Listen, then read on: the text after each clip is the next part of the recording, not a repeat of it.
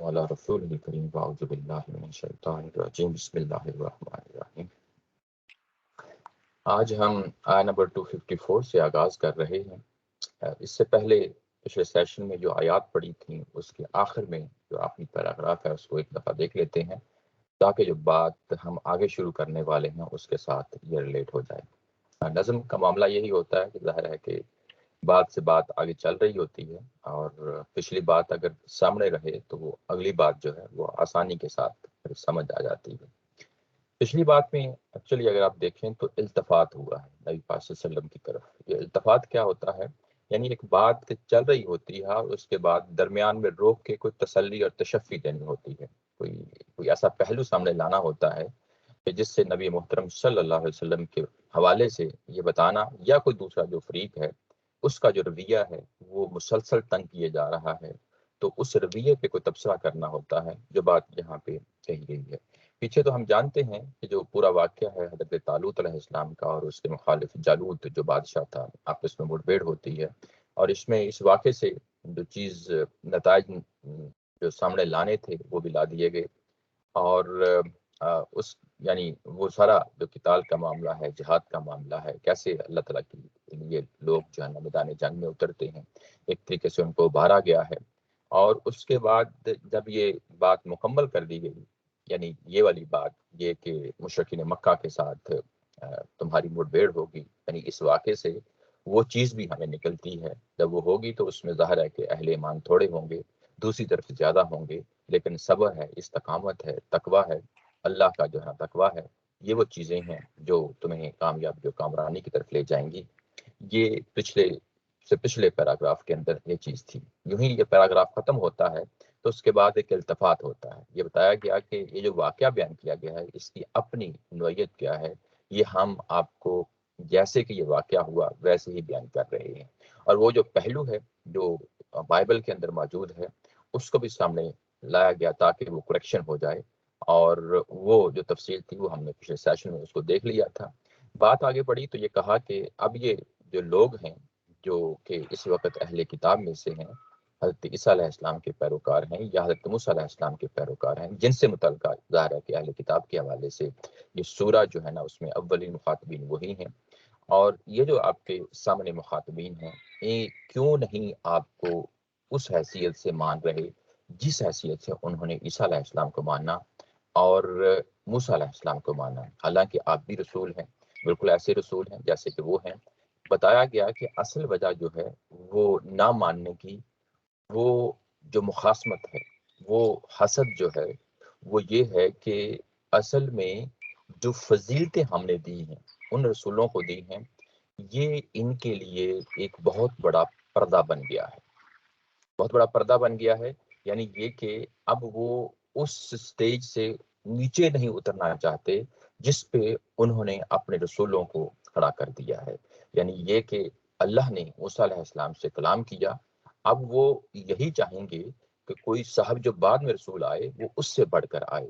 ایسے ہی عیسیٰ علیہ السلام کے ساتھ جو ہم نے معجزے دیے، اور اب نصارہ کے جو یعنی نصارہ ہیں جو حضرت عیسیٰ علیہ السلام کے پیروکار ہیں، وہ کیوں مانیں گے؟ یعنی ان کے اندر یہ تعصب جو ہے نا وہ بھرپور ہے اس وقت، وہ کیوں مانیں کہ وہ کوئی بعد میں جو رسول آئے وہ یعنی ان سے کم تر ہو؟ یعنی یہی وہ چیز ہوتی ہے جو فضیلتیں ہوتی ہیں، یہ فضیلتیں اللہ تعالیٰ کی ذات نے خود دی ہیں۔ اس کو سادہ سی مثال سے جیسا کہ میں نے سمجھایا تھا کہ ایک ہی والدین کے بچے ہوتے ہیں، اور وہ بچے جو ہے نا مختلف جو ہے نا یعنی کوالٹیز کے ساتھ جو ہے نا وہ زندگی میں اترتے ہیں، اور ہم دیکھتے ہیں کہ کوئی زیادہ سمارٹ ہوتے ہیں، کوئی کم ہوتے ہیں، تو بالکل یعنی سمارٹ یعنی کوئی اور فضیلتیں بھی ہو سکتی ہیں، کوئی ایک آرٹسٹ ہو سکتا ہے، دوسرا شاعر ہو سکتا ہے، تیسرا انجینئر ہو سکتا ہے، چوتھا ڈاکٹر ہو سکتا ہے، تو یہ ساری صلاحیتیں جو ہوتی ہیں یہ اللہ تعالیٰ کی ذات کی دی ہوئی ہوتی ہیں۔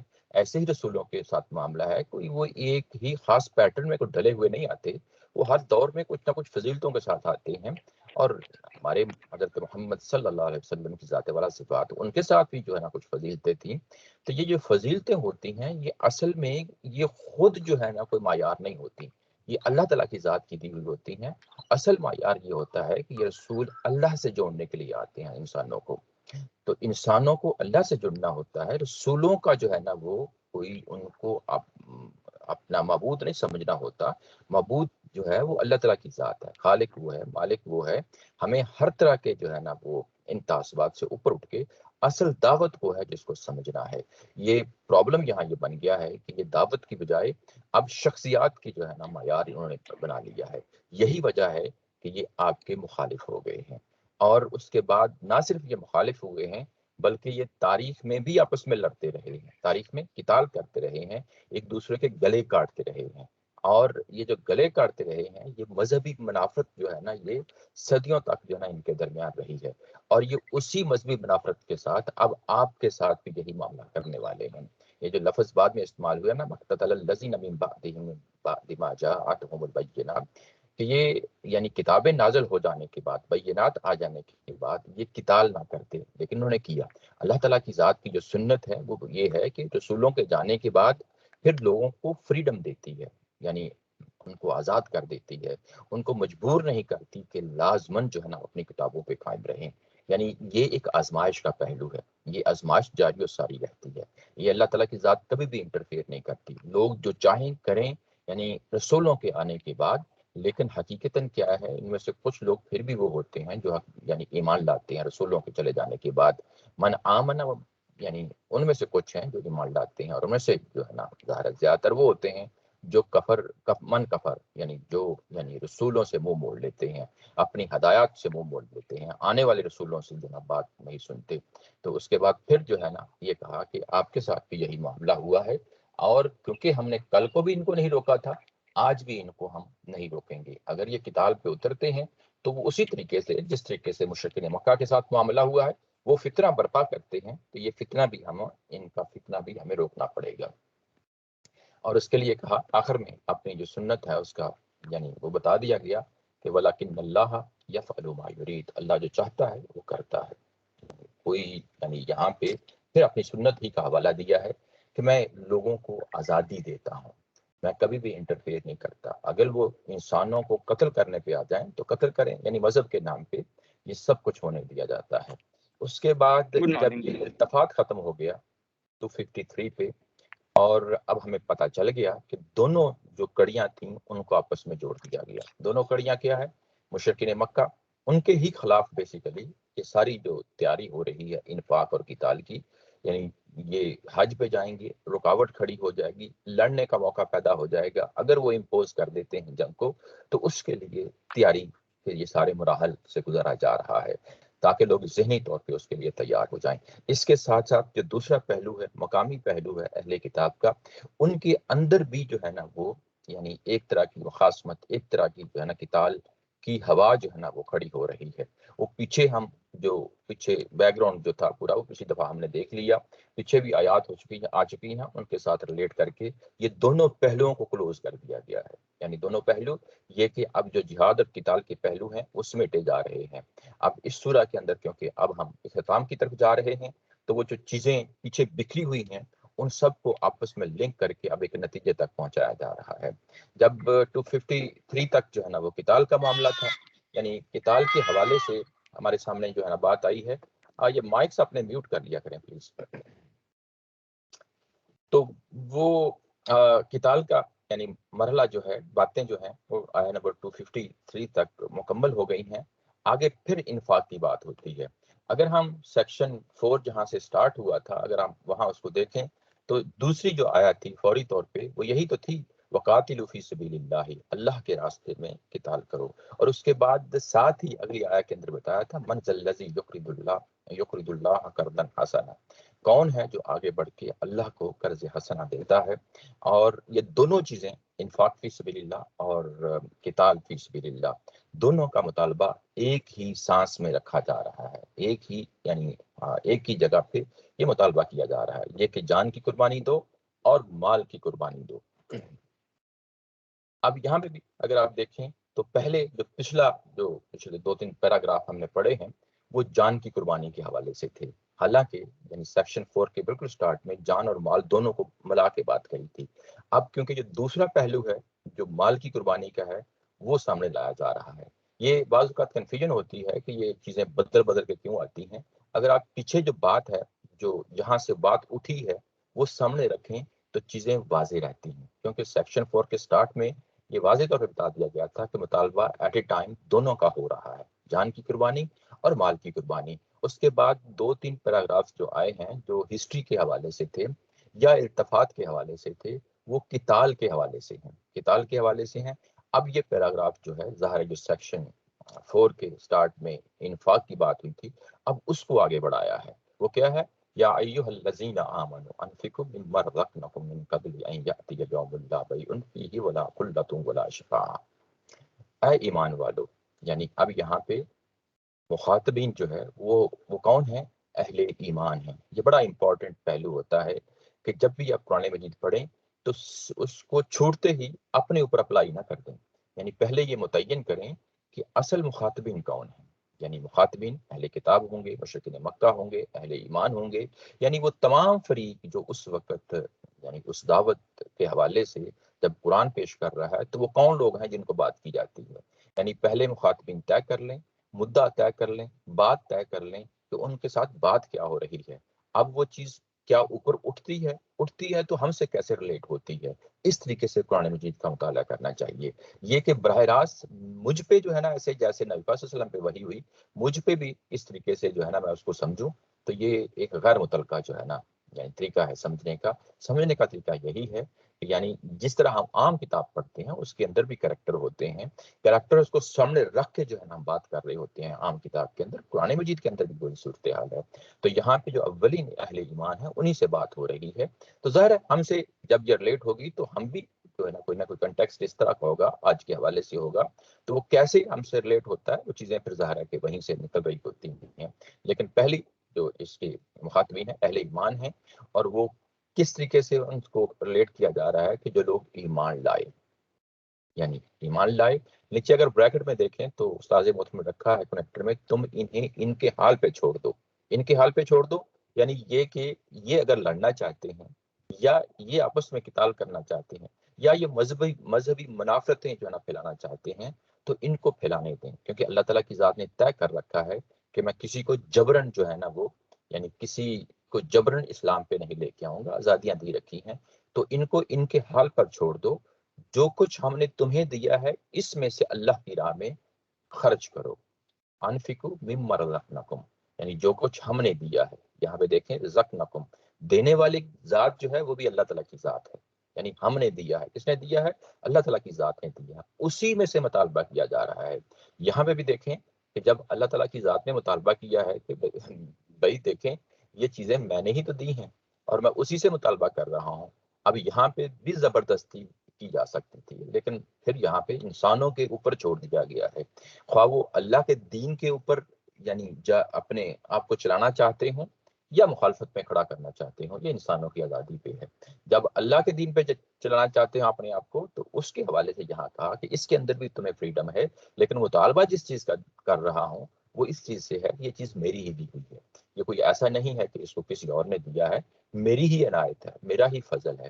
جو چیز میں نے تمہیں دی ہے میں اسی میں سے جو ہے نا تم سے اس کا تقاضا کر رہا ہوں۔ من قبل، اس سے پہلے کہ وہ دن آ جائے، این یاتیہ یوم لا بیع فیہ، وہ دن آ جائے جس میں خرید و فروخت نہیں ہوگی۔ وہ دن آ جائے جس میں خرید و فروخت نہیں ہوگی، یعنی قیامت کے بعد جو مرحلہ ہے اس کی بات ہو رہی ہے، یعنی حساب کا دن ہے۔ اس دن ظاہر ہے کہ خرید و فروخت نہیں ہوگی، نہ ہی وہاں پہ دوستی چلے گی، ولا خلۃ، نہ ہی وہاں دوستی چلے گی، ولا شفاعت، اور نہ ہی وہاں پہ سفارش چلے گی، شفاعت چلے گی۔ یہاں پہ اگر آپ دیکھیں تو کتنی چیزیں ہیں جو قیامت کے حوالے سے یہاں بیان کر دی گئی ہیں، یعنی وہ جو دن آنا ہے اس میں کیا ہے؟ وہاں خرید و فروخت نہیں ہوگی، نہ ہی دوستی ہوگی اور نہ ہی سفارش ہوگی۔ خرید و فروخت جو ہے وہ دنیاوی معاملہ ہے، یعنی جو بھی تمہاری توگ و دو خرید و فروخت ہے وہی کام آئے گی جو تم دنیا کے اندر اللہ کے لیے کرو گے، یعنی خرید و فروخت جو تم اللہ کے لیے یعنی اللہ کے بتائے ہوئے طریقوں کے مطابق جو زندگی گزارو گے وہی خرید و فروخت تمہیں جو ہے نا اصل میں قیامت میں کام آئے گی۔ قیامت میں جا کے اگر تم سوچو گے کہ یہاں پہ میں کوئی خرید و فروخت کا کام کر لوں تو یہ ناممکن ہوگا۔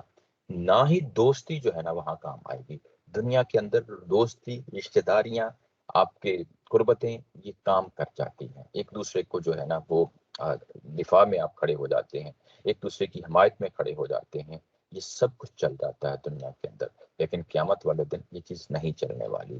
اس کے بعد شفاعت کا تصور ہے، اس کی بھی نفی کر دی گئی، یعنی وہی سفارش جس کو ہم اردو زبان میں سفارش کہتے ہیں، یعنی وہ سفارش بھی دنیا کے اندر ہی اگر کام آ سکتی ہے تو دنیا کے اندر ہی کام آئے گی، آخرت میں وہ کام نہیں آنے والی۔ والکافرون هم الظالمون، اور جو کافر ہیں، اب یہاں کافر سے کیا مراد ہے؟ کافر کس چیز کے کافر؟ یعنی جو ان چیزوں کو نہیں مان رہے، کن چیزوں کو؟ یعنی اسی آخرت کے پہلو کو وہ نہیں مان رہے، وہ آخرت کا انکار کر رہے ہیں۔ ہم الظالمون، وہی ظالم ہیں۔ ہمیں معلوم ہے کہ یہاں پہ اہل کتاب ہی ہیں اور وہ کسی نہ کسی حد تک آخرت کو مانتے ہیں، لیکن یہاں پہ جو بات کہی جا رہی ہے وہ جو آخرت کا تصور ہے، یعنی آخرت کے اندر نہ کوئی خرید و فروخت ہوگی، نہ کوئی دوستی کام آئے گی، نہ کوئی شفاعت سفارش کام آئے گی، یہ وہ چیز ہے جو اہل کتاب کے اندر پیدا ہو گئی تھی۔ اہل کتاب سمجھتے تھے کہ ہم پیغمبروں کی چہیتی اولاد ہیں، ہم اللہ کے چہیتے جو ہے نا وہ جماعت رہی ہیں، تو ہمیں کیوں نہ اللہ تعالیٰ کی ذات جو ہے نا بغیر کسی تکلیف کے، بغیر کسی دکھ کے میں جنت میں بھیج دے گا۔ اگر کہیں کوئی تکلیف ہوتی ہے، کوئی رکاوٹ ہوتی ہے، تو ہمارے پیغمبر آگے بڑھیں گے، ہمیں بچا لیں گے، یہ وہ تصور ہے۔ اس کے بعد جو ہمارے آج کے دور کے جو ہمارے علماء ہیں جو اہل کتاب کے تھے، وہ بھی ان کے ساتھ بھی ہماری دوستیاں ہیں، رشتہ داریاں ہیں، تعلق داریاں ہیں، ہم دنیا کے اندر ایک دوسرے سے خرید و فروخت کا معاملہ بھی کر لیتے ہیں، ایک دوسرے کو خوش کر لیتے ہیں، تو یہ ساری چیزیں جو ہیں یہ دنیا کے اندر کر لیتے ہیں، کل بھی کام اسی طریقے سے آ جائے گا۔ اللہ تعالیٰ کی ذات ہم وہاں پہ بھی جائیں گے، ہم وہاں پہ بھی خرید و فروخت کا معاملہ کر لیں گے، وہاں بھی دوستیاں چل جائیں گی، وہاں پہ بھی سفارشیں چل جائیں گی، ہمیں بچانے والے بہت سارے آ جائیں گے۔ اصل اس کنسپٹ کی نفی ہو رہی ہے۔ محض جو ہے نا جس طرح ہم رٹے رٹائے طریقے سے کہہ دیتے ہیں کہ آخرت ہونی ہے، لیکن اس آخرت میں کیا چیز ہونی ہے کبھی ہم نے بھی جو ہے نا ظاہر ہے اس طریقے سے غور و فکر نہیں کیا، اس کے لیے اپنے آپ کو تیار نہیں کیا۔ قرآن کا مطالبہ بس یہاں پہ یہی ہے، دیکھیں کہ یہ انکار کر بیٹھے ہیں اس پہلو کا، اس لیے والکافرون هم الظالمون۔ اب وہ ظالم ہیں، ظالم کا اصل مطلب یہ ہوتا ہے کہ عدل سے ہٹ جانا، عدل سے ہٹ جانا۔ اب ظالم جہاں جہاں بھی قرآن مجید میں آئے گا تو یہ ایک بڑا یعنی کہہ لیں کہ جنرل سا ورڈ ہے، اب اس کو اپلائی بھی کرنا ہے ہم نے، تو جب ہم اپلائی کریں گے تو وہ اسی کنٹیکسٹ کے اندر کریں گے۔ یعنی یہ وہ لوگ ہیں جو عدل سے کام نہیں لے رہے، کیوں نہیں لے رہے؟ کیونکہ وہ کافر ہو گئے ہیں۔ وہ کیوں کافر ہو گئے ہیں؟ پچھلی بات اسی کے لیے سمجھایا گیا تھا کہ اس دن نہ دوستی کام آئے گی، نہ خرید و فروخت کام آئے گی، نہ سفارش کام آئے گی، اور ان کا یہ تصور قائم کر لینا کہ یہ سب کچھ چل جائے گا، یہی ان کا ظلم کرنا ہے، یہی ان کا انصاف سے ہٹ جانا ہے۔ اچھا، یہاں پہ اگر آپ دیکھیں تو یہ اصل مخاطب یعنی یا ایھا الذین آمنوا کہہ کے کہا گیا تھا، اور یہ ساری بات جو ہے لب لباب یہاں اہل ایمان ہے۔ آخر میں جو ٹکڑا ریلیٹ یعنی لایا گیا ہے والکافرون هم الظالمون، یہ قرآن مجید اس کے اندر ایک ڈیپتھ پیدا کر دیتا ہے، یعنی جو بات پیچھے سے چلی جا رہی ہوتی ہے اس کے ساتھ ریلیٹ کر رہا ہے، یعنی پیچھے جتنا بھی اتمام حجت کا جو ہے نا جو چیزیں سامنے پیش کی گئی ہیں اس میں سے کور ایک کنسپٹ جو ہے وہ یہی تو رہا ہے۔ یعنی کیا چیز رہی ہے؟ یعنی اس میں آخرت کا جو تصور ہے وہ رہا ہے۔ جب سیکشن 2 میں ہم بالکل آغاز میں تھے، جب بنی اسرائیل پہ یعنی دعوت کا آغاز ہوتا ہے، نبی محترم صلی اللہ علیہ وسلم ان کو دعوت دیتے ہیں، تو جو چیز ان کے سامنے رکھی جاتی ہے، جو چند ایک چیزیں ہیں ان میں سے آخرت بھی جو ہے وہ بھی سامنے رکھی جاتی ہے۔ یہ آیا نمبر اگر آپ دیکھیں تو یہ آیا نمبر 48 ہے، یعنی آغاز یہاں سے ہوتا ہے، جو 47 ہے، یا بنی اسرائیل اذکروا نعمتی التي انعمت علیکم وانی فضلتکم علی العالمین۔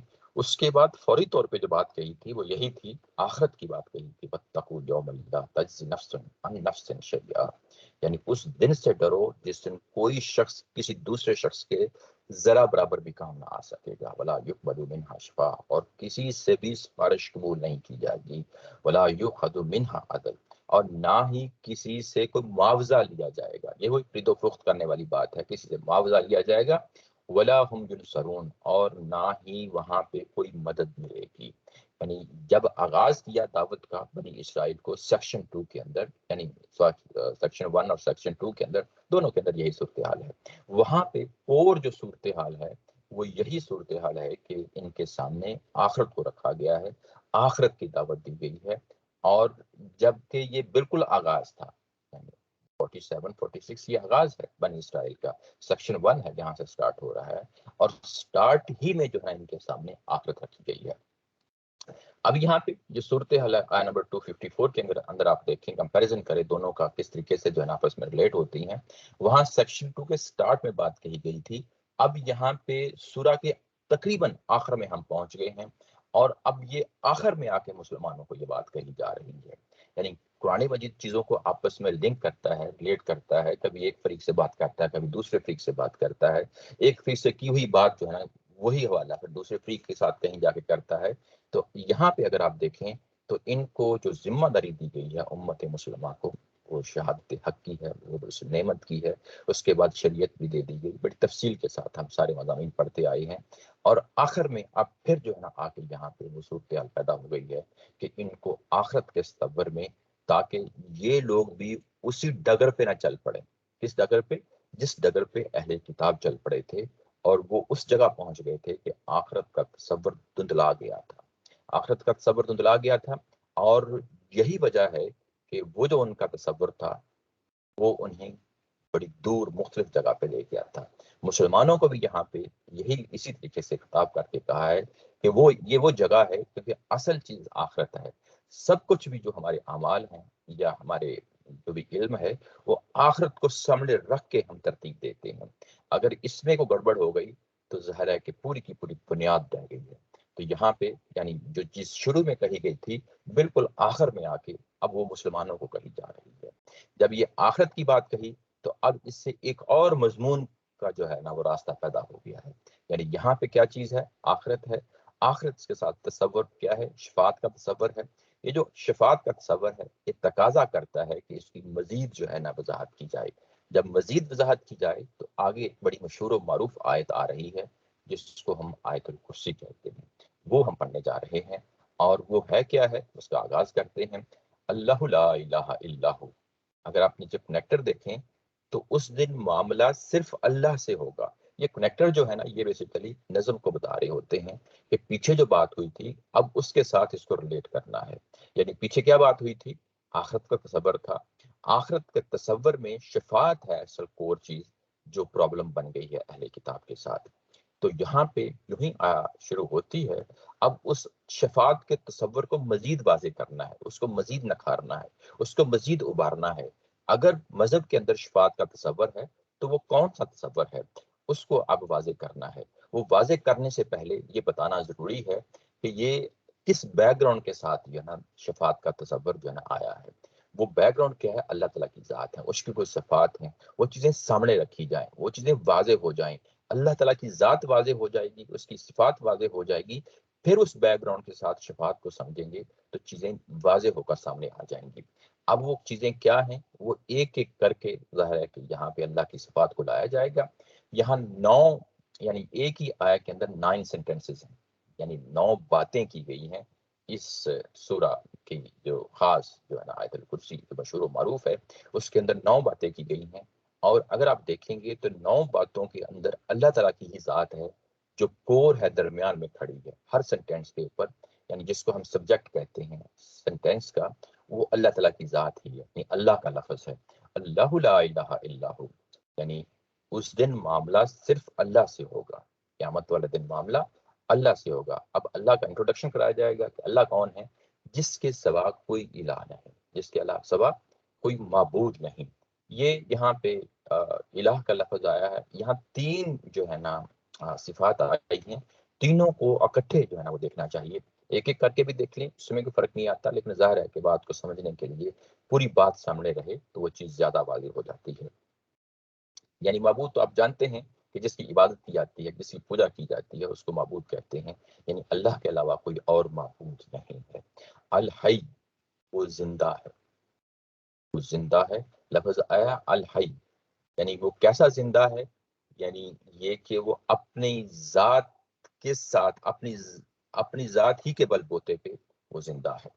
یعنی یہ کہ وہ اس کی زندگی کا خاتمہ، آغاز یا انجام ایسی کوئی چیز نہیں ہے.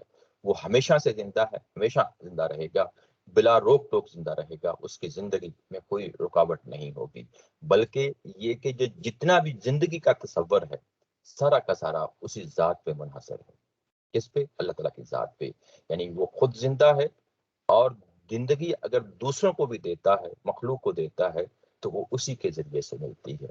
اور نہ صرف زندہ ہے، یہ دوسروں کا جو ساتھ تصور ہے وہ القیوم سے پیدا ہوتا ہے۔ قیوم یعنی قائم رکھنے والا، نگہبانی کرنے والا، نگہداشت کرنے والا، حفاظت کرنے والا، یہ سارے اس کے اندر جو ہے نا مفہوم آ جاتے ہیں۔ یعنی زندگی اسی ہی کی دی ہوئی زندگی ہے۔ نہ صرف زندگی بلکہ زندگی کو چلانے کے لیے جتنے بھی اسباب چاہیے، زندگی کو چلانے کے لیے جتنے بھی اسباب چاہیے وہ قیوم ہے، وہ لوگوں کا سہارا ہے، تمام مخلوقات کا سہارا ہے، زندگی کا زندگی کا سہارا ہے۔ زندگی اگر آگے بڑھتی ہے، سانس لیتی ہے، تو اس کے قیوم ہونے سے جو ہے نا آگے بڑھتی ہے، اسی ہی کا دیا ہوا ہے۔ کوئی اور ہستی نہیں ہے اس کائنات کے اندر جو یہ کام کرے۔ اب ہم تینوں کو جب ریلیٹ کر کے دیکھتے ہیں تو کیونکہ وہ ہے ہی ہے، کوئی اور زندہ نہیں ہے، یعنی باقی جتنی بھی مخلوقات ہیں اس کا آغاز ہوتا ہے اور انجام ہوتا ہے، موت لازمی آتی ہے۔ وہ زندہ ہے، اپنے بلبوتے پہ زندہ ہے، دوسروں کو زندگی دیتا ہے۔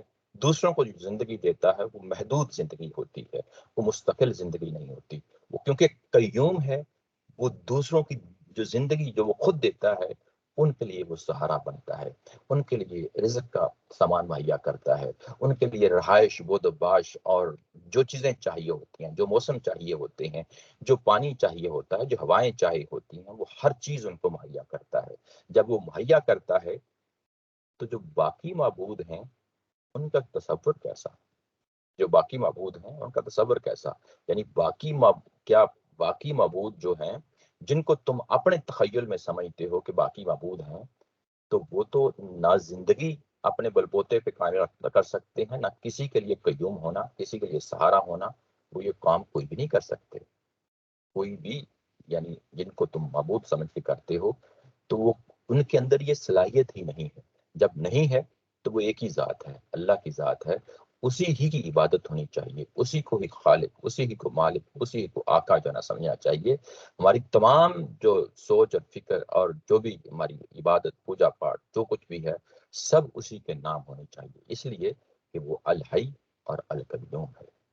اس کے بعد اس کو مزید آگے کھولا ہے کہ لا تأخذہ سنۃ ولا نوم، اس کو نہ اونگ پکڑتی ہے اور نہ ہی اس کو نیند آتی۔ اونگ کیا ہوتی ہے؟ کہ بیٹھے بیٹھے ایسے ذرا آنکھیں بند کر لینا، سستا لینا، نیپ جس کو انگلش میں کہتے ہیں، یہ نیند کی ابتدائی شکل ہوتی ہے۔ نوم کیا آتا ہے؟ جب آپ ظاہر ہوش و حواس کھو بیٹھتے ہیں، سو جاتے ہیں مکمل، یعنی جب نیند میں ہوتے ہیں، اس کو نوم کہتے ہیں۔ تو دونوں چیزوں کی نفی کرتی ہے، یعنی یہ نہیں کہا کہ یعنی سینا یعنی یہ کہ جو اونگ آتی ہے اور اس کو علیحدہ بیان کیا، اس کے بعد نوم کو علیحدہ کیا، دونوں کے لیے جو ہے نا لایا گیا ہے۔ جب دونوں کے لایا گیا تو دونوں کی نفی کر دی۔ یعنی غفلت کا جو تصور ہو سکتا ہے انسانوں کے ساتھ، یہ مخلوق کی کمزوری ہے۔ یعنی مخلوق کی کیا کمزوری ہے کہ وہ ایک لمحے تک تو جو ہے نا، ایک وقت تک تو وہ کام کرتے ہیں، اس کے بعد وہ تھک جاتے ہیں، انرجی ختم ہو جاتی ہے اور تھکاوٹ آ جاتی ہے جسم میں۔ اس تھکاوٹ کو ختم کرنے کے لیے اس طرح کا جو ہے نا غنودگی آ جاتی ہے، نیند آ جاتی ہے۔ یہ مخلوق کے لیے لازمی ہے، یہ مخلوق کے لیے لازمی ہے۔ اور اس کے بعد دوبارہ انرجی ملتی ہے، دوبارہ ایک نئے ولولے اور جذبے اور شوق کے ساتھ آپ اٹھتے ہیں اور اگلے دن کا آغاز کرتے ہیں۔ لیکن یہ جو پہلو ہے یہ ایک طرح کی کمزوری ہے، یہ کمزوری اللہ تعالیٰ کی ذات کے ساتھ منسوب نہیں کی جا سکتی، ان کے ساتھ یہ منسوب نہیں کی جا سکتی۔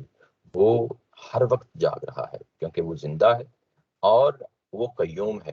اگر اسے نیند آ جاتی ہے، اگر اسے اونگ آ جاتی ہے تو وہ کیسا حی ہوا، کیسا قیوم ہوا۔ یعنی نیند بھی ایک طرح کی یعنی زندگی کی مخالفت ہوتی ہے، موت ہوتی ہے۔ اور قیوم یہ کہ انسان اپنا سہارا تک نہیں تلاش کر سکتا نیند کے اندر، اس قدر وہ بے بسی کا عالم ہوتا ہے۔ تو وہ اس مرحلے پہ بھی جب انسانوں کے ساتھ کے معاملہ طے ہو رہا ہوتا ہے نیند کا، اس وقت بھی وہی قیوم ہے، سانسوں کو جاری رکھتا ہے، وہی حی ہے، وہی قیوم ہے۔ لیکن یہ چیز جو ہے یہ اللہ تعالیٰ کی ذات کے ساتھ اٹیچ نہیں کی جا سکتی، ایٹریبیوٹ نہیں کی جا سکتی کہ وہ اس غفلت سے کام لے۔ وہ سراپا ہمتن ہر وقت جو ہے وہ قیوم ہے، سہارا ہے، اور وہ اس طریقے سے چیزوں کو دیکھ رہا ہے، مینج کر رہا ہے۔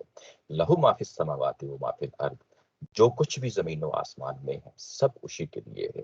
یہ جو سماوات اور زمین کا نام آتا ہے قرآن مجید کے اندر، تو یہ لفظ ہے جس کو ہم یونیورس کہتے ہیں، کائنات کہتے ہیں، یہ اس وقت کی عربی زبان کے اندر یہ لفظ موجود نہیں تھے۔ آج ظاہر ہم سمجھ لیتے ہیں کہ آسمان اور زمین جب ہم بات کرتے ہیں تو یہ ہمارا سولر سسٹم بھی ہوتا ہے، لیکن کیا اس سولر سسٹم سے باہر بھی کوئی چیز ہے؟ وہ جو عربی زبان کے اندر جو اس وقت الفاظ موجود تھے، وہ ہم قرآن مجید کو اس کو جمع کی صورت میں لا کے سماوات، آسمانوں کو اور جو زمین دونوں کو ملا کے یونیورس یعنی اس کو، یعنی یہاں مفہوم یہ بنتا ہے وہ وہی یونیورس والا بنتا ہے کہ جو کچھ بھی اس کائنات کے اندر ہے وہ سب کچھ اسی کے لیے ہے۔ یعنی یہاں پہ اونرشپ جو ہے نا اس کو بتایا جا رہا ہے، اسی کے لیے ہے۔ یعنی کوئی اور نہیں ہے کہ زمین کے کسی کونے خدرے میں یا آسمانوں کے کسی کونے خدرے میں اس کی حکومت نہ ہو۔ یعنی جو بھی تصور کیا جا سکتا ہے اس پوری کائنات کا، ہر جگہ پہ اس کی ملکیت ہے۔ لہو کا مطلب یہی ہوتا ہے کہ اس کی ملکیت میں ہے، یعنی اونرشپ میں ہے۔ یہاں پہ اس چیز کی نفی کی جا رہی ہے کہ کوئی بھی پوری کائنات کے اندر کوئی ایسی جگہ نہیں ہے جس کے بارے میں تصور کیا جا سکے کہ کوئی اور بھی اس کو چلا رہا ہے۔ نہیں، وہی چلا رہا ہے، الحی ہونے کے ناطے سے اور قیوم ہونے کے ناطے سے۔ جب یہ سب کچھ ہے تو اس کے بعد کس کی مجال ہے؟ وَمَنْ ذَا الَّذِي يَشْفَعُ عِنْدَهُ إِلَّا بِإِذْنِهِ، کس کی مجال ہے کہ اس کے حضور میں آئے اور شفاعت کرے؟ جب وہ خود انڈیپینڈنٹلی آن ہز اون جو نا وہ یہ سب کچھ مینج کر رہا ہے، تو کسی کی مجال نہیں ہے کہ آگے بڑھے اور سفارش کرے۔ یعنی سفارش کی کلیتاً یہاں پہ نفی کر دی گئی ہے۔ یعنی کوئی شخص جب بے اختیار ہے، مخلوقات سب کی سب بے اختیار ہیں، تو کسی کے اندر یہ مجال نہیں ہے کہ آگے سفارش کرے۔ لیکن اس کے بعد پھر ایک جو ہے نا ایکسیپشن لائی گئی ہے۔ یہ جو ایکسیپشن لائی گئی ہے وہ بڑی اہم ہے، سوائے اس کے کہ جس کی وہ خود اجازت دے دے، اللہ بھی اس میں ہی، سوائے اس کے کہ وہ خود اجازت دے دے۔ یہ کہ خود اجازت دے دے، یہ ایک ذہن میں تصور پیدا ہوتا ہے کہ ایک بڑے دعوے کے ساتھ جو ہے نا یہ چیز سامنے لائی گئی کہ کوئی سفارش نہیں ہے، اور سفارش نہیں ہے اور اس کے بعد کہا گیا کہ کچھ نہ کچھ ہے، یعنی اس کی ایجنٹ سے کچھ نہ کچھ ہو جائے گا۔ انسان یعنی سوچتا ہے، یہی تو ایک پہلو ہوتا ہے جو قرآن مجید کے اندر انسان کو سوچنے پہ مجبور کرتا ہے۔ وہ کیوں ایسی چیز ہے، وہ کون سا ایسا پہلو ہے جو سامنے لانا چاہتا ہے قرآن مجید؟ یہ کہ یہاں پہ بھی ایک ایکسیپشن آئی ہے۔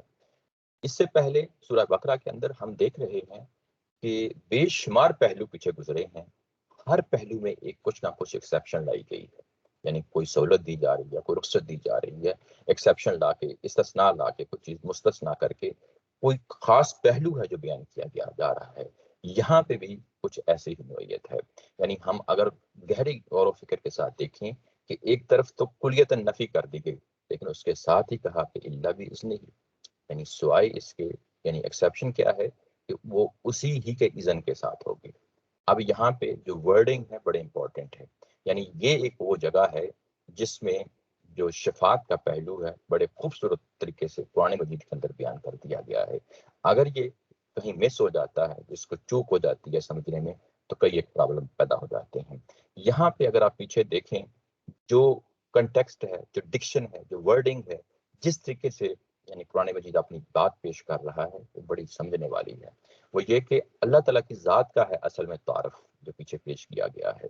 وہ تعارف جو ہے وہ یعنی پوری کائنات کا مالک ہے، اور کوئی ایسی جگہ نہیں ہے جو اس کی ملکیت سے باہر ہو۔ وہ ہمتاً الحی اور قیوم ہے، اور اگر اس کے پاس یہ بھی کہا کہ کسی کی مجال نہیں ہے، کون ہے جو اس کے حضور میں آ کے، ان دہو کا لفظ آیا ہے، اس کے پاس آ کے سفارش کر سکے؟ لیکن اللہ بِإِذْنِهِ ہی کا جو ہے نا آخر میں پروناؤن لایا گیا ہے، اسی ہی کی توفیق ہو، اسی ہی کی دی ہوئی رخصت ہوگی۔ یعنی بات پھر وہی ہو گئی کہ کوئی قیامت والے دن بھی کوئی یہ کہے کہ کوئی اور معبود سامنے آ جائے گا، نہیں آئے گا، نہیں آئے گا۔ کوئی شخص سامنے آ جائے گا، نہیں آئے گا۔ کوئی پیغمبر سامنے آ جائے گا، نہیں آئے گا۔ کوئی فرشتہ سامنے آ جائے گا، نہیں آئے گا۔ کب آئے گا؟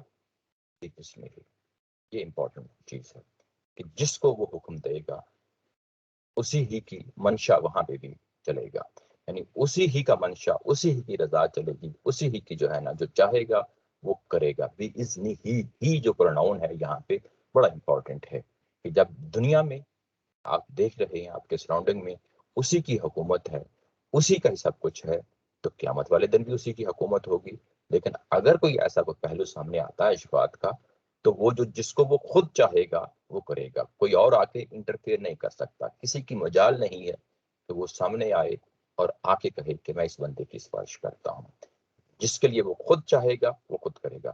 یہاں پہ ایک بات یاد رکھیں کہ یہاں کافرین جن کے والکافرون هم الظالمون، ان کے حوالے سے یہاں کوئی تصور ذہن میں نہیں آنا چاہیے، یعنی سفارش اسی کی ہوگی جس کی سفارش جو ہے نا اللہ چاہے گا، اور ظاہر ہے یہ اہل ایمان لوگ ہیں۔ اس کو یہ کہ کس کی سفارش ہوگی اس کو سورۃ توبہ میں جا کے پڑھیں گے، وہاں پہ ایک خاص فریز ہے، یعنی جب ہم سفارش کا یوں ہی ہمارے ذہن میں نام آتا ہے تو یہ پہلو سامنے رہنا چاہیے کہ قیامت والے دن تین طرح کے جو ہے نا لوگ ہیں، تین طرح کے لوگ ہیں اگر ہم کیٹیگرائز کریں تو۔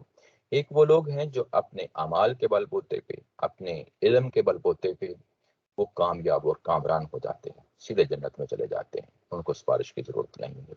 وہ کون لوگ ہیں؟ ظاہر ہے میں پیچھے پڑھتے آ رہے ہیں، آگے بھی پڑھیں گے، پیغمبر ہیں، شہداء ہیں، صالحین ہیں۔ تو یہ وہ لوگ ہیں جو اپنے اعمال کی وجہ سے دنیا میں ایک اچھی زندگی گزار چکنے کی وجہ سے جو کچھ انہوں نے کیا ہے وہ سیدھے جنت میں جائیں گے۔ یہ یعنی اگر تھوڑا بہت کہیں حساب کتاب بھی ہوا تو وہ ظاہر ہے کہ اس کے بعد ڈیفینیٹلی اپنی جنت جو ان کے اعمال تھے اس کی وجہ سے اللہ تعالیٰ کی ذات ان کو اس مقام تک لے جائے گی۔ دوسرے وہ لوگ ہیں جو یعنی کہ توحید کے مخالف پہ کھڑے ہو گئے، پیغمبروں کی دعوت کے مخالف پہ کھڑے ہو گئے، جیسے فرعون ہیں، ابو جہل ہیں، ابو لہب ہیں، یا پیغمبروں کے بعد کے دور میں کہ جو خدا کے وجود ہی کے دشمن ہو گئے۔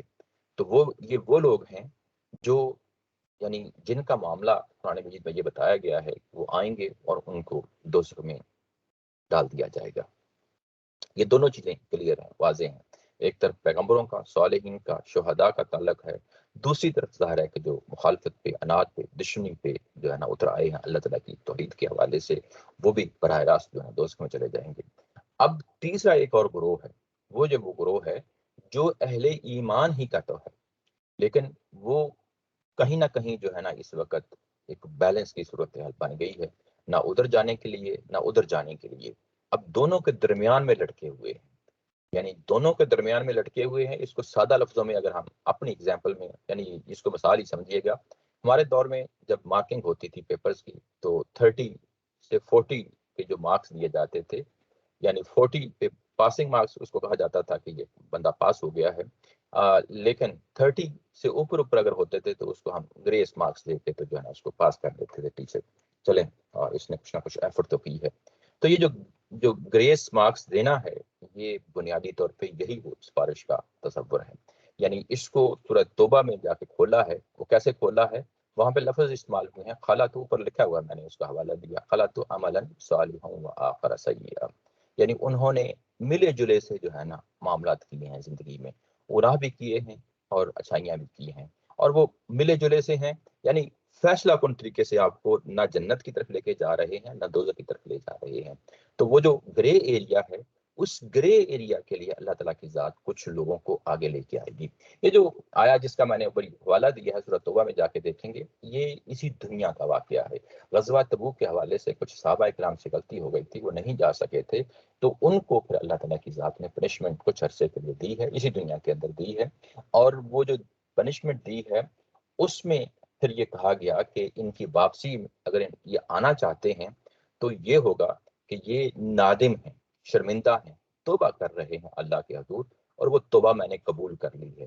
اس کے ساتھ یہ کہا ہے کہ ان کا معاملہ اس طرح کا ہو گیا ہے، یہ خلط عملا صالحا کا جو لفظ آیا ہے یہ انہی کے لیے آیا ہے، ان کا معاملہ کچھ اس طرح کا ہو گیا ہے، ان کو چاہیے کہ شرمندگی، توبہ اور استغفار کے ساتھ اللہ سے استغفار کرتے ہوئے حضور کے پاس آئیں، نبی محترم کے پاس آئیں، اور ان سے بھی گزارش کریں کہ وہ ہمارے حق میں دعا کریں۔ یعنی دنیا کے اندر یہ سفارش کی ایک بہترین اگزامپل قائم کر دی ہے، یعنی اللہ تعالیٰ کی ذات نے ہی جو ہے نا ان کی توبہ قبول کی ہے، اور اس کے بعد یہ کہ حضور کے پاس آئیں، یہ جو بات بتائی ہے سورہ توبہ میں، یہ بھی ایک اذن ہی کی علامت ہے. یعنی دنیا کے اندر آپ کے سامنے ایک مثال کو سامنے رکھ دیا گیا کہ قیامت والے دن بھی جو ہے نا، یہ اگر کوئی سفارش کا تصور ہے تو وہ بس اتنا ہی تصور ہے، اس سے آگے نہیں ہے. کیونکہ پیچھے جتنے زوردار طریقے سے بات ہوئی ہے کہ وہ حی ہے، قیوم ہے، کائنات کا مالک ہے، کوئی نہیں ہے جو مداخلت کرے اس چیز میں، تو سفارش کے معاملے میں بھی کون مداخلت کر سکتا ہے؟ جب وہ اجازت دے گا تو اپنے ہی اذن سے دے گا. کوئی نہیں ہے جو آ کے زبردستی وہاں پہ کھڑا ہو. دوستی، کوئی قربت اللہ تعالیٰ کی ذات کے ساتھ جس طرح فرشتوں کی ہو سکتی ہے، پیغمبروں کی ہو سکتی ہے، کوئی آ کے انٹرفیئر نہیں کر سکتا. اس کے بعد کہا ہے کہ جب میں یہ سب کچھ جانتا ہوں، سب کچھ جو ہے نا کائنات کا مالک ہے، وہ حی ہے، قیوم ہے، سب کی ضرورتیں پوری کر رہا ہے، تو وہ اپنے بندوں کے بارے میں یعلم ما بین ایدیہم وما خلفہم، جو کچھ بھی ان کے آگے اور پیچھے ہے. آگے اور پیچھے ٹائم اور اسپیس دونوں کے حوالے سے آ جاتا ہے. اسپیس یہ کہ ان کے پیچھے آگے دائیں بائیں یہ ساری چیزیں اس کے اندر آ جاتی ہیں. اور ٹائم ظاہر ہے کہ ماضی، حال، مستقبل، جو کچھ بھی ان کے آگے اور پیچھے ہے ٹائم اور اسپیس کے حوالے سے میں اس کو جانتا ہوں. سفارش کس چیز کی ہوتی ہے بنیادی طور پہ؟ جب آپ سفارش کرنے کے لیے کسی کے ہاں جاتے ہیں تو کیا ہوتا ہے؟ اس چیز کی گواہی دے رہے ہوتے ہیں کہ میں اس کو جانتا ہوں، یہ ایک اچھا آدمی ہے، شریف آدمی ہے، اس سے غلطی ہو گئی ہے، وقتی غلطی ہو گئی ہے، اس کو معاف کر دیا جائے. اسی کو تو سفارش کہتے ہیں نا. تو یہ بنیادی طور پہ جو فیصلہ کر رہا ہوتا ہے، جو قاضی ہوتا ہے، جج ہوتا ہے، آپ اس کی ہیلپ کر رہے ہوتے ہیں اس کو سمجھانے میں، کیونکہ میں اس کے ماضی، حال اور مستقبل سے واقف ہوں. یعنی اس شخص کے جس کی سفارش کی جا رہی ہے، میں اس کے ماضی، حال، مستقبل سے، اس کے کریکٹر سے واقف ہوں. لیکن یہاں وہ معاملہ نہیں، اس کی نفی کرنی ہے. اللہ تعالیٰ کی ذات میں اس کو واضح طور پہ بیان کرنا ہے. وہ واضح طور پہ جب بیان کرنا ہے تو وہ کیا بیان کیا کہ جس کی سفارش کی جائے گی وہ اس کے ماضی، حال، مستقبل، اس کے آگے پیچھے میں سب کچھ جانتا ہوں. مجھے کوئی علمی طور پہ کوئی آ کے میرے علم میں کوئی اضافہ نہیں کرے گا. میں اس شخص کے بارے میں جس کی سفارش کے لیے بھی میں کہوں گا، کوئی میرے علم میں آ کے اضافہ نہیں کرے گا، میں سب کچھ جانتا ہوں.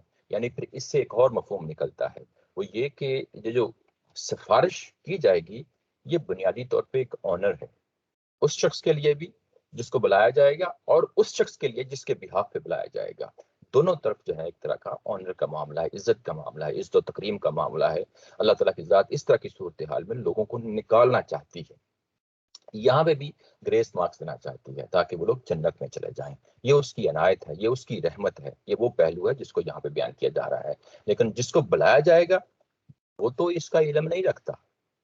یعنی دوسرے انسان کی زندگی کے ایسے بے شمار گوشے ہوتے ہیں جس میں والدین کو پتہ نہیں ہوتا کہ ان کے بچے کیا کرتے ہیں، بچوں کو پتہ نہیں ہوتا کہ ان کے والدین کیا کرتے ہیں، بہن بھائیوں کو پتہ نہیں ہوتا کہ وہ آپس میں کیا کرتے ہیں. ہر شخص کی کچھ نہ کچھ پرائیویٹ زندگی ہوتی ہے، لیکن اللہ تعالیٰ کے ذات کے سامنے کچھ بھی پرائیویٹ نہیں، کوئی بھی چیز ہیڈن نہیں ہے. جب وہ نہیں ہے تو وہ سب کچھ جانتا ہے. تو وہ کس چیز کا شخص جو ہے نا جو آ کے سفارش کرے گا، وہ کیا اضافہ کرے گا اللہ تعالیٰ کی ذات کے حوالے سے؟ نہیں، کچھ بھی اضافہ نہیں کر سکتا. بس وہ ایک عزت و تکریم والا معاملہ ہے. اس چیز کو یہاں پہ سمجھایا جا رہا ہے.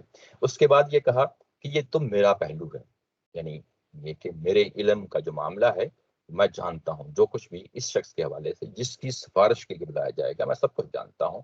اس کے بعد جس کو بلایا جائے گا اس کے بارے میں، یا عام انسانوں کو جو بات کہی جا رہی ہے اس کے بارے میں تبصرہ کیا ہے کہ وَلَا يُحِيطُونَ بِشَيْءٍ مِّنْ عِلْمِهِ إِلَّا بِمَا شَاءَ، کہ کوئی بھی احاطہ نہیں کر سکتا. احاطہ کرنا کا مطلب ہوتا ہے کہ چاروں طرف سے گھیر لینا. کوئی بھی احاطہ نہیں کر سکتا اس کے علم کا ذرا برابر بھی. بشیء ہوتا ہے ذرا برابر بھی، کچھ بھی احاطہ نہیں کر سکتا، ذرا برابر بھی احاطہ نہیں کر سکتا. یعنی یہ کہ اس کے علم میں جائے اور اس کو پکڑ لائے، یہ پاسبل ہی نہیں ہے. یعنی تمام جو چیزیں ہیں اس کا اگر احاطہ کیا ہوا ہے تو اللہ تعالیٰ کی ذات نے کیا ہوا، کیونکہ وہ حی ہے، قیوم ہے. کیونکہ ان تمام جو میں نے کہا 9 سینٹینسز ہیں، ہر ایک کا جو ہے نا یہاں فاعل جو ہے، سبجیکٹ جو ہے، وہ اللہ تعالیٰ ہی کی ذات ہے. کوئی بھی شخص جو ہے اس کے علم کا احاطہ نہیں کر سکتا. یہاں پہ پھر جو ہے نا ایک ایکسیپشن لائی گئی ہے، الا بما شاء، سوائے اس کے کہ جس کو وہ خود دے دے، جس کو وہ خود چاہے. یعنی لوگوں کے پاس بھی اگر علم ہے اس دنیا کے اندر تو وہ بھی اللہ ہی کا دیا ہوا ہے. یعنی وہاں پہ بھی کوئی انسان ایسا نہیں ہے کہ وہ تمام حدیں کراس کر گیا ہے اور علم کل بن گیا ہے. یہ امپاسبل ہے.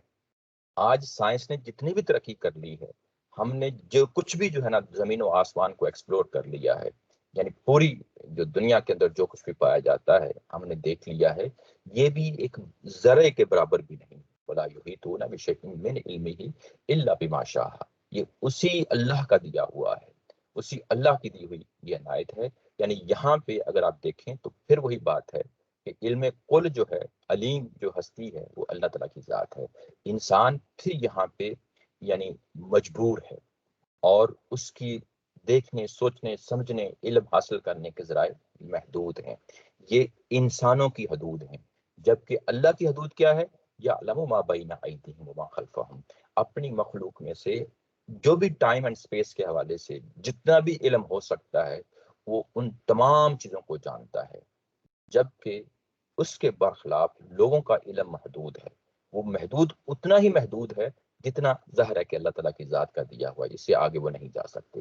اس کے بعد پھر جو ہے نا آگے لایا گیا، آگے یہ بات کہی گئی کہ وسیع کرسیہ السماوات والارض، اس کی جو اختیار ہے، یہاں کرسی کا لفظ لایا گیا ہے۔ اردو زبان میں بھی جب استعمال ہو جاتا ہے تو ہمارے ہاں بھی کرسی اختیار، یعنی یہ کہ کس چیز کے اوپر آپ کا کنٹرول ہونا، اس کے لیے کرسی کا لفظ استعمال ہو جاتا ہے، تو عربی زبان کے اندر بھی اسی طریقے سے ہے۔ یعنی اس کی جو کرسی ہے، اس کا جو اختیار ہے وہ وسیع ہے۔ کس حد تک وسیع ہے؟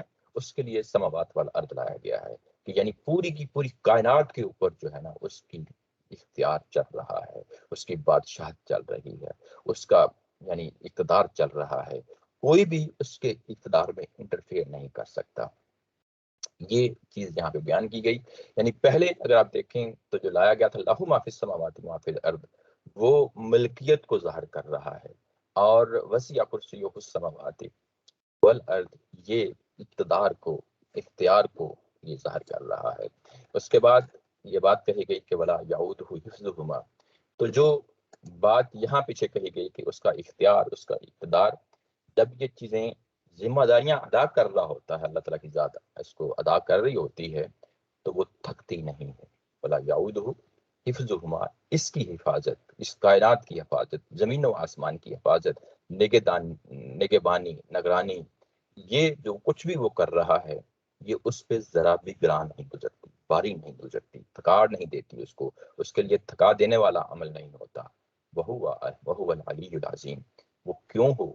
اس کے لیے تو بہت آسان ہے، وہ بہت بڑا ہے۔ علی یعنی یہ کہ بہت بلند ہے، بہت نمایاں ہے۔ جتنے بھی تم جو ہے تصور کر لو، وہ تمہاری تصور جو ہے وہ کسی نہ کسی جگہ پہ جا کے رک جائے گا، لیکن وہ ان تمام چیزوں سے اوپر ہے، نمایاں ہے، بڑی عظمت والا ہے، بڑا عظیم ہے، بڑا عظیم ہے۔ یہاں پہ دو لفظ لائے گئے ہیں اور دونوں چیزیں عظمت کو یعنی بیان کرتی ہیں۔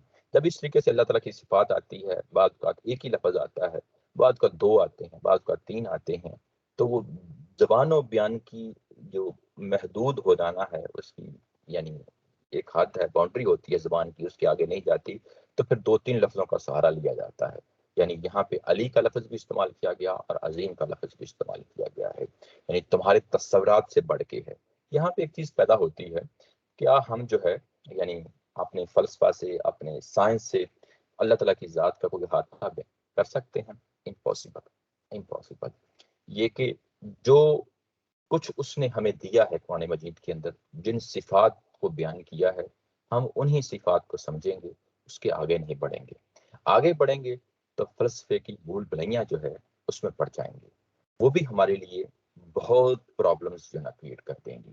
اور اگر ہم اللہ تعالیٰ کی ذات کو انڈرسٹیٹ کر دیں گے کسی سٹیج پہ، تو اس کے بعد شرک جیسی جو ہے نا وہ غلاظت میں لتھڑ جائیں گے۔ یہ دونوں پہلو سامنے رکھنے چاہیے۔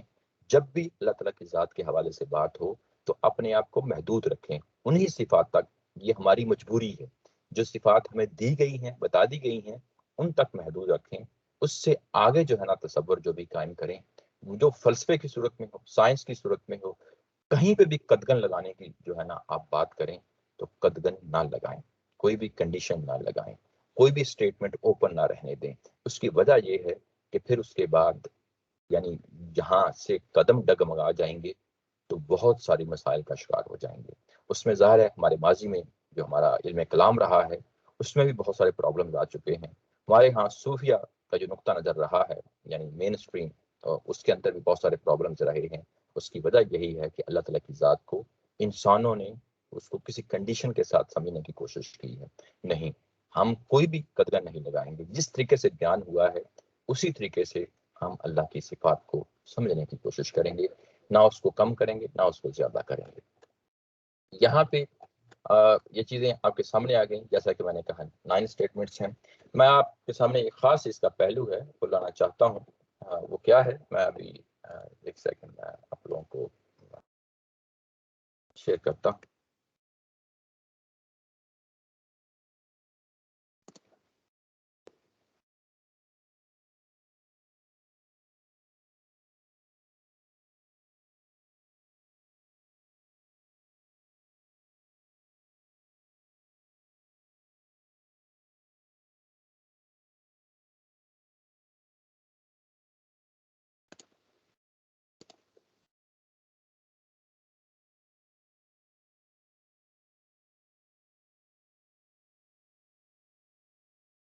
جی، یہ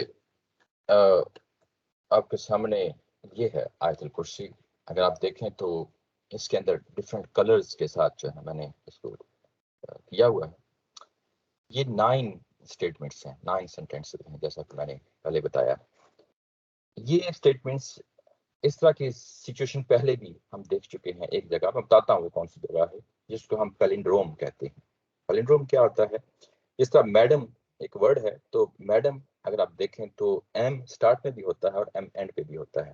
سیکنڈ لیٹر اور سیکنڈ لاسٹ لیٹر اگر آپ دیکھیں تو آ دونوں جگہ پہ ہے، اور اس کے بعد ایم ظاہر ہے کہ پھر درمیان میں M A D A M, sorry, یعنی دونوں سائڈوں پہ ایک طرح کے جو ہے لیٹرز آتے ہیں دونوں طرف، تو وہ ایک طرح کی سیمیٹری بن جاتی ہے. یعنی اگر آپ دیکھیں تو وہ سیم ایگزیکٹلی یہی صورتحال ہے. یہاں پہ بھی اگر آپ دیکھیں تو یہ وہی صورتحال ہے.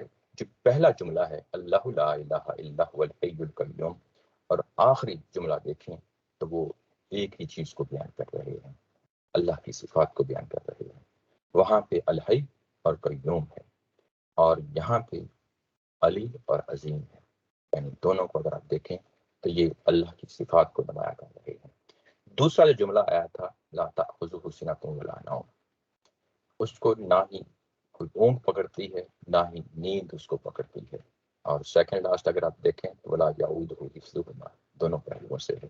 نیند اصل میں ہے کیا چیز ہے؟ تھکاوٹ ہوتی ہے، اور تھکاوٹ جو ہے وہ تھکاوٹ کو دور کرنے کے لیے نیند آتی ہے، اور اس کی نفی کر دی گئی ہے ولا یعودہ حفظہما، یعنی کہ اس کی حفاظت میں اس کو کوئی یعنی تھکاوٹ لاحق نہیں ہوتی، وہ گرانی نہیں آتی، کوئی اس کے لیے یہ کوئی بڑا کام نہیں ہے. وہ اس کو مینج کر رہا ہے ہر وقت، ہر وقت جو ہے نا پوری انرجی کے ساتھ پوری کائنات کو چلا رہا ہے. یہ سیکنڈ لاسٹ اور سیکنڈ اسٹیٹمنٹ تھی. آگے ہم چلیں، تھرڈ اسٹیٹمنٹ ہے، تھرڈ جملہ جو ہے لہو ما فی السماوات و ما فی الارض، یہاں ملکیت کا پہلو ہے. اور تھرڈ لاسٹ اگر آپ دیکھیں وسیع کرسیہ السماوات والارض، یہاں پہ اس کا اختیار ہے. یعنی پہلے میں ملکیت، دوسرے میں اختیار، دونوں ایک ہی چیز کو جو ہے نا بیان کر رہے ہیں. اس کے بعد بلیک کلر میں اگر آپ دیکھیں تو فورتھ اسٹیٹمنٹ جو ہے وہ ہے من ذا الذی یشفع عندہ الا باذنہ، کسی کی مجال نہیں ہے کہ اس کی پاس آ کے کوئی سفارش کر سکے سوائے اس کے کہ جس کو وہ خود اجازت دے. اور جو نیچے اگر آپ دیکھتے ہیں فورتھ لاسٹ جو ہے وہ بلیک کلر میں ولا یحیطون بشیء من علمہ الا بما شاء، یعنی جو سفارش کا تصور ہے وہ بنیادی طور پہ یہی ہوتا ہے کہ دوسرا شخص کچھ نہ کچھ جانتا ہوتا ہے. تو یہاں پہ بھی علم کا جو پہلو ہے وہ جو انسانوں کے ساتھ لازمی ہے کہ کوئی بھی اس کے علم کا احاطہ نہیں کر سکتا. یعنی علم بھی اللہ ہی تعالیٰ کا ذات کا دیا ہوا علم ہوتا ہے. کسی شخص کے بارے میں، کسی چیز کے بارے میں اللہ تعالیٰ کی عنایت ہوتی ہے، فضل ہوتا ہے تو وہ علم دے دیتا ہے. تو اسی کی بنیاد پہ تو ہم جو ہے ظاہر ہے کسی دوسرے کی سفارش کر رہے ہوتے ہیں.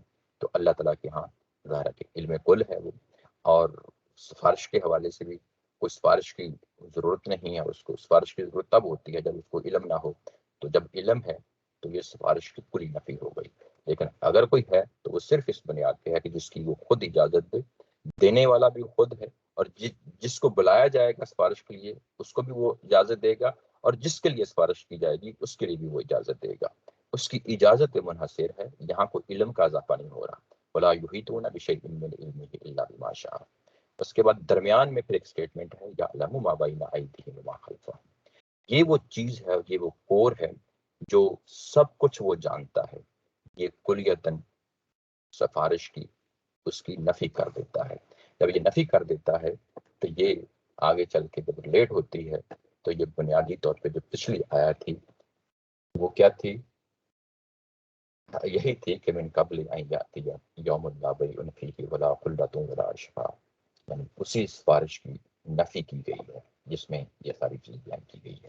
اس سے پہلے ہم کون سی آیات تھیں جو ہم یعنی یہ پیلنڈروم والا جو ہے خاص اسلوب ہے، یہ آیت نمبر 124 اور 131 ہے۔ اس کو بھی میں نے یہاں پہ اگر آپ دیکھیں تو یہ جب ہم وہاں پڑھے اس کو پڑھ کے آئے ہیں، پرانا جو ہے نا لیکچر دیکھ لیجیے گا، یہ سیشن ہمارا درس قرآن کا ہوا تھا، اس میں بھی ہم نے اس کو بڑی تفصیل کے ساتھ دیکھا تھا۔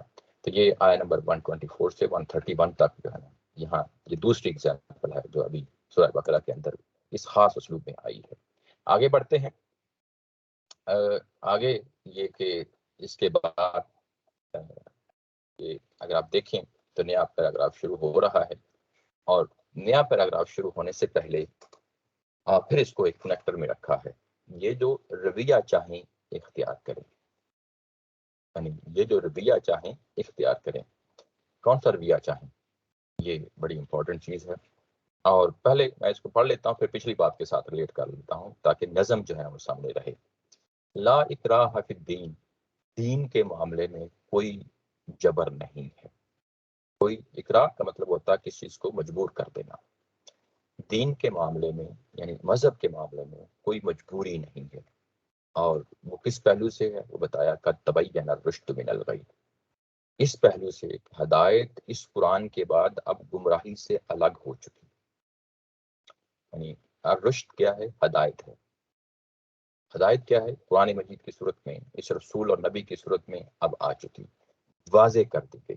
واضح کر دی گئی کن کو کر دی گئی؟ اس سورہ کے اندر ظاہر مخاطبین اہل کتاب ہیں، ان کو واضح کر دی گئی، لیکن یہ بات کن کو کہی جا رہی ہے؟ بات اہل ایمان ہی کو کہی جا رہی ہے۔ اہل ایمان کو کہہ کے بات کن کو پہنچانا مقصود ہے؟ یہ ظاہر ہے کہ اہل کتاب کو پہنچانا مقصود ہے۔ یعنی منہ کس طرف ہے بات کرتے ہوئے؟ یعنی جو بندہ بات کر رہا ہوتا ہے نا، اس کی وہ اپنے مخاطب کی طرف منہ کر کے بات کر رہا ہوتا ہے، تو اب وہ منہ کس طرف ہے؟ وہ اہل ایمان ہی کی طرف ہے۔ لیکن بات کن کو پہنچانا مقصود ہے؟ وہ اہل کتاب ہی صورت میں ہے کہ بات دین کے بارے میں کوئی جبر نہیں ہے۔ حقیقت یہ ہے کہ یہ ہدایت جو ہے قرآن مجید کی صورت میں، اس رسول کی صورت میں آ چکنے کے بعد اب جو ہدایت ہے وہ جدا ہو چکی، واضح ہو چکی۔ تبینہ کا لفظ آیا ہے، تبینہ یعنی یہ کہ خود واضح ہو جانا، یعنی جتنے بھی دلائل دیے جا چکے ہیں اب یہ چیز obvious ہو گئی ہے، اپیرنٹ ہو گئی ہے۔ اب اس میں یہ کہیں کہ اسٹل کوئی ایمبیگوٹی ہے، کوئی مطلب کلاؤڈی کوئی سچویشن ہے، ایسی کوئی صورتحال نہیں، بالکل دن کا اجالا ہے، روشنی ہے، اب واضح ہو چکی ہے۔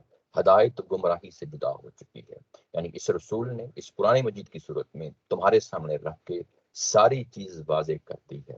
فَمَن يَكْفُرْ بِالطَّاغُوتِ، اور جو اب طاغوت کا انکار کرے، وَيُؤْمِنْ بِاللَّهِ، اور اللہ پہ ایمان لے آئے، فَقَدِ اسْتَمْسَكَ بِالْعُرْوَةِ الْوُثْقَىٰ، تو اس شخص نے اللہ کی رسی کو مضبوطی سے تھام لیا، لن انفصام لہا، اور یہ جو پکڑنا ہے، تھام لینا ہے، یہ اب ٹوٹنے والا تعلق نہیں ہے۔ واللہ سمیع علیم، اللہ تعالیٰ کی ذات سمیع علیم ہے۔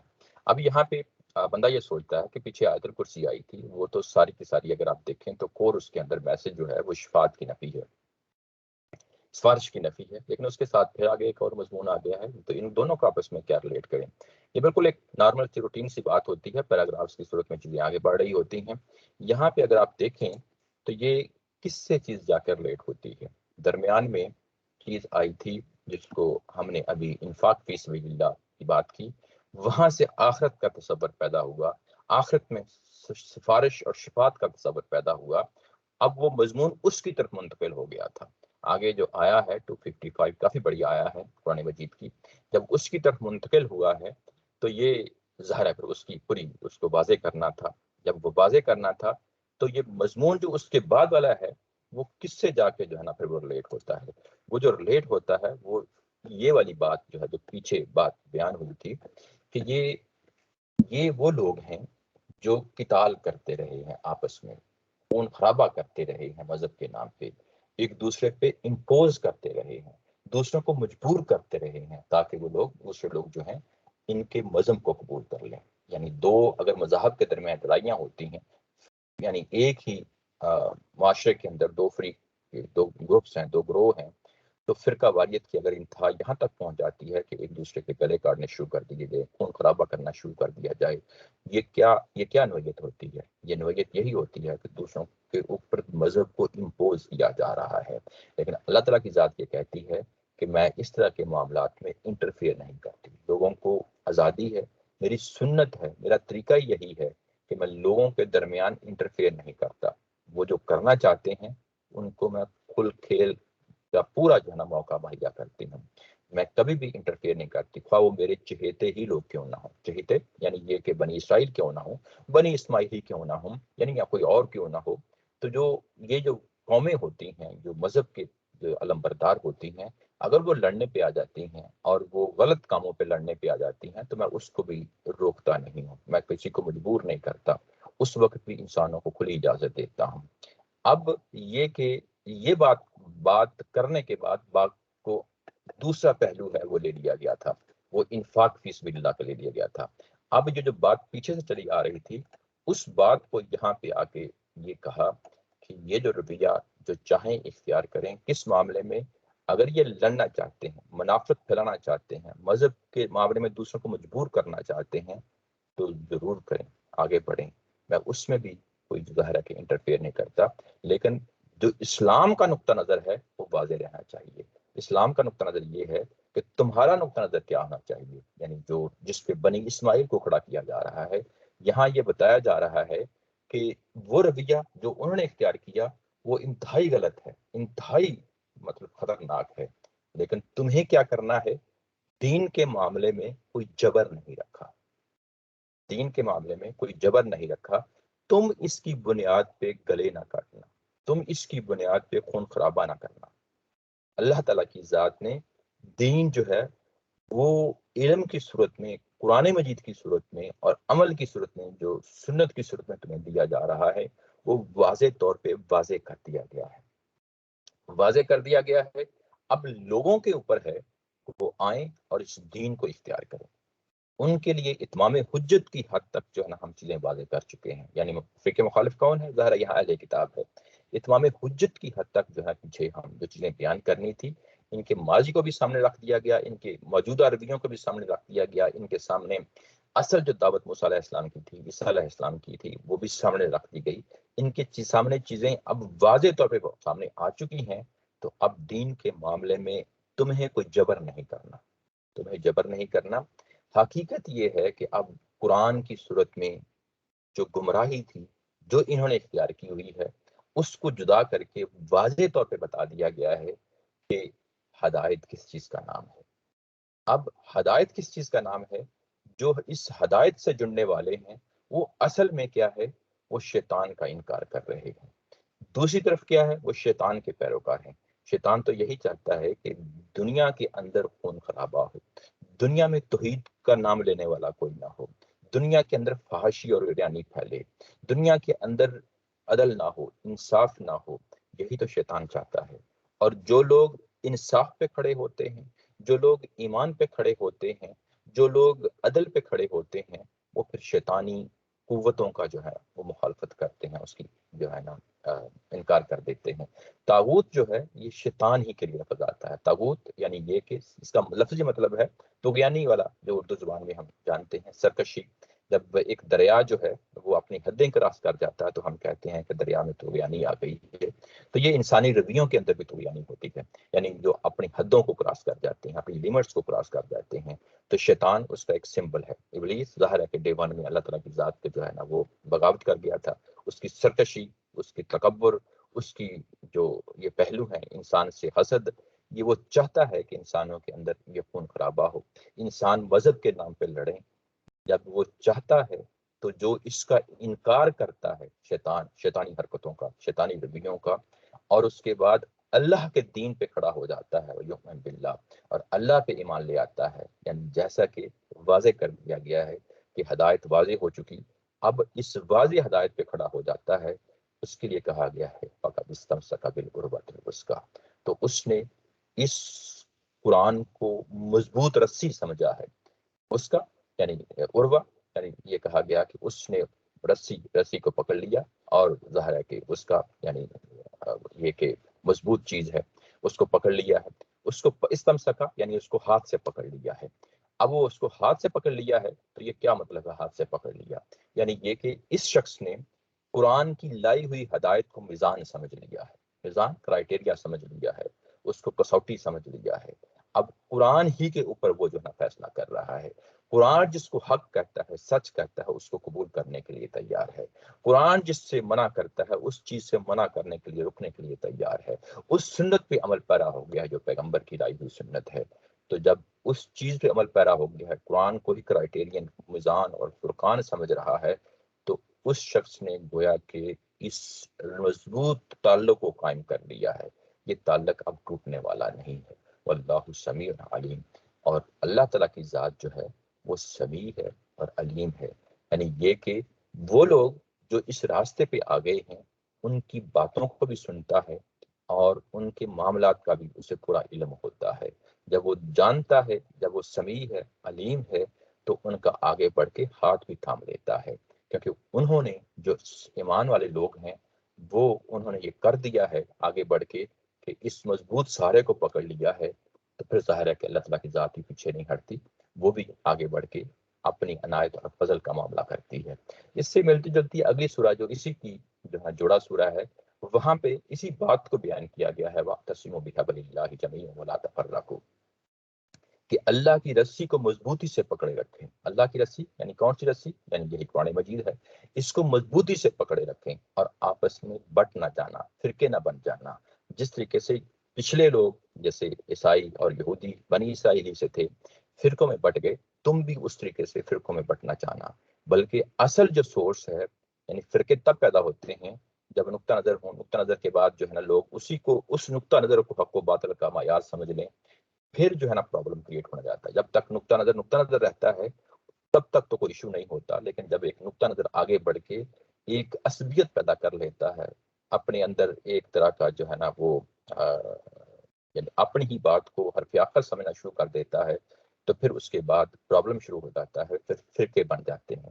فرقے نہ بن جانا، بلکہ اسی رسی کو جو قرآن مجید کی صورت میں ہے، اسی کو مضبوطی سے تھام لینا ہے۔ اسی کو ظاہر ہے کہ آگے آل عمران میں اس طریقے سے بیان کیا ہے۔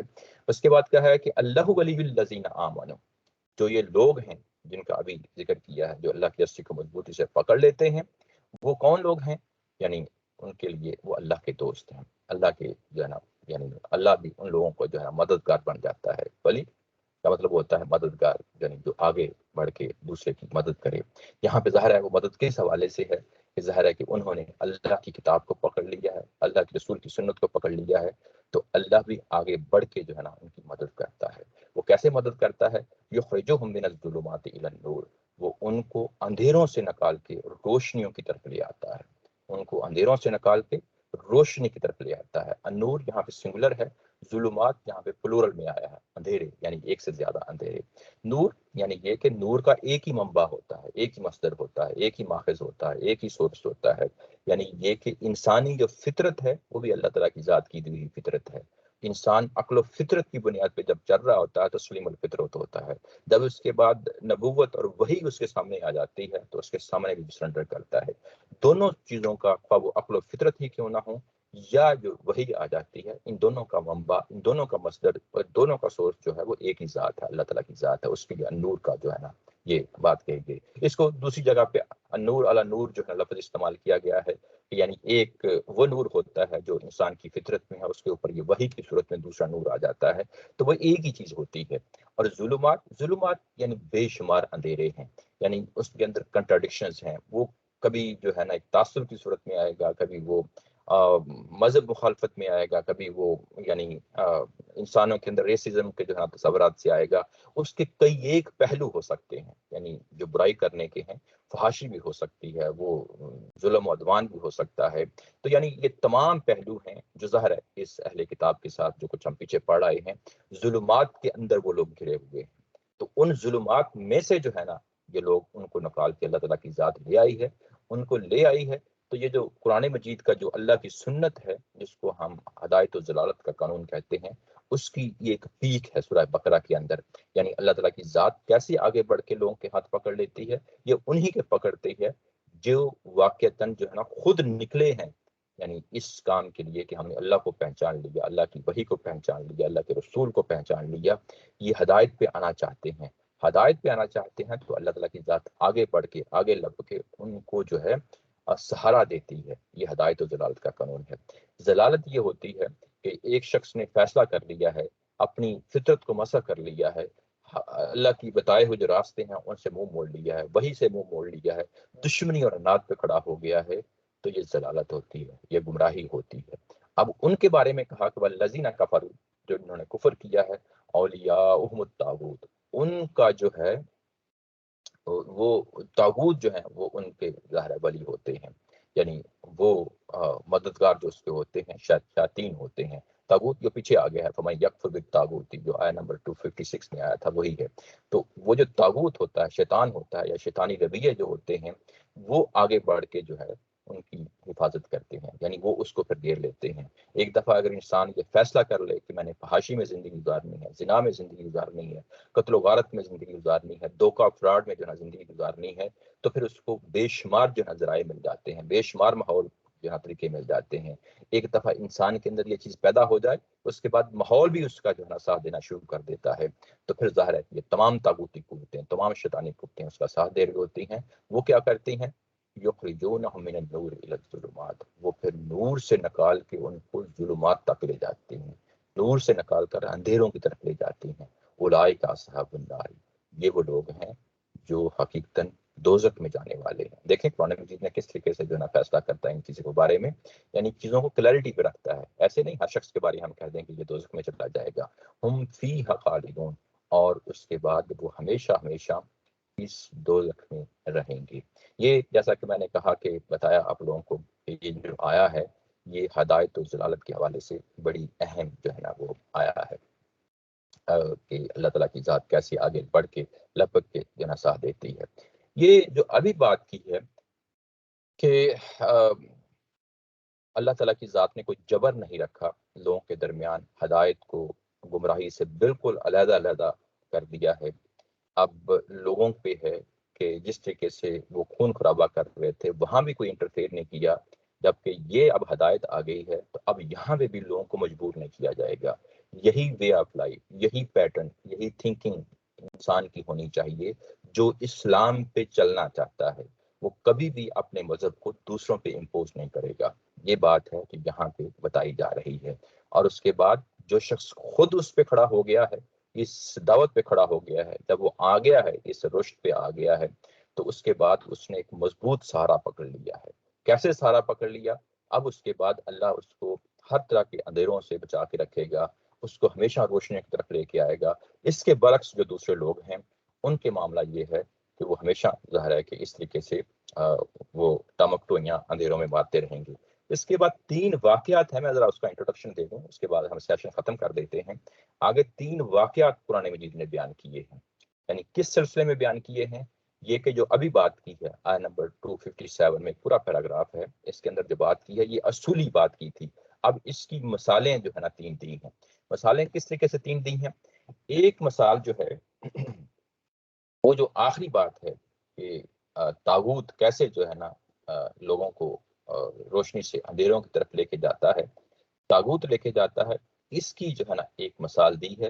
اس کے بعد یہ جو پہلا حصہ ہے کہ اللہ تعالیٰ کی ذات ہے جو انسانوں کو اندھیروں سے نکالتی ہے یا نور کی طرف لے کے جاتی ہے، اس کی 2 مثالیں دی ہیں۔ یہ اگر آپ ترتیب دیکھیں تو پہلی جو ترتیب ہے وہ اللہ تعالیٰ کی ذات ہے جو اندھیروں سے نکال کے روشنی کی طرف لے کے آ رہی ہے۔ دوسری جو بات کی گئی ہے وہ طاغوت ہیں جو انسانوں کو روشنیوں سے اندھیروں کی طرف لے کے جا رہے ہیں۔ یہ 2 باتیں ہیں۔ اب یہ 2 باتیں جب آگے بیان ہوں گی 3 واقعات کی صورت میں تو وہ کیسے بیان ہوں گی؟ جو بعد والی یہ چیز ہے، یعنی یہ کہ طاغوت ہے جو روشنی سے اندھیروں کی طرف لے کے جا رہا ہے، یہ ایک مثال سے واضح کیا جائے گا، اور جو اگلی مثال آ رہی ہے وہ اسی سے متعلق ہے، اسی سے متعلق ہے۔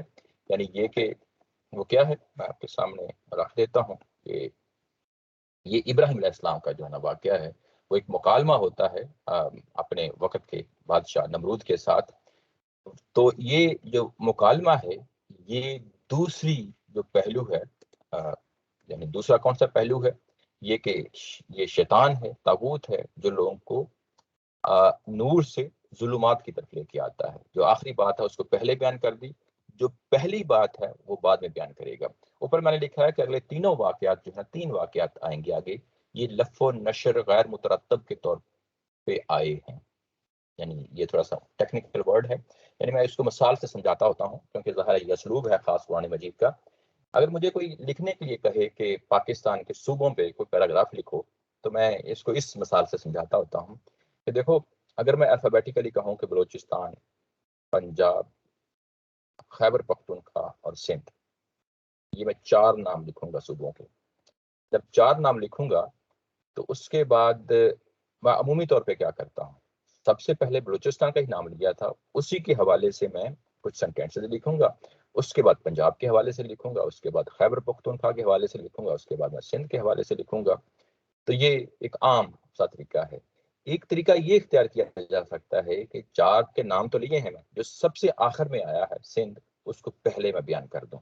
تو یہ جو الٹ ترتیب ہو جاتی ہے اس کو ہم کہتے ہیں لف و نشر غیر مترتب، یعنی کوئی ترتیب کا خیال نہیں رکھا گیا، یعنی الٹی ترتیب اس کو چلا دی گئی ہے. لف و نشر کا مطلب ہوتا ہے نیچرل، وہی یہ کہ جو الفابیٹیکلی میں نے کہا کہ پہلے بلوچستان کی کچھ چیزیں لکھوں گا، پھر پنجاب کی لکھوں گا، پھر خیبر پختونخوا کی لکھوں گا، پھر میں سندھ کی لکھوں گا. تو یہ اس کو ہم لف و نشر کہتے ہیں. لیکن اگر ہم نے الٹ ترتیب چلانی ہے تو اس کو ہم کہتے ہیں لف و نشر غیر مترتب. یہ اگلی دفعہ میں اس کو پھر کہنا بیان نہیں کروں گا، یہ بات اب آپ اس کو دیکھ لیں، سمجھ لیں. اس کے بعد 3 واقعات ہیں، انشاءاللہ اس کو ہم اگلی دفعہ دیکھیں گے. جو آج کا سیشن ہے اس کے حوالے سے کوئی سوال ہو تو آج ہم اس کو لے لیتے ہیں. اس کے ساتھ آج کا یہ ہم سیشن جو ہے وہ ختم کرتے ہیں. وآخر دعوانا الحمدللہ.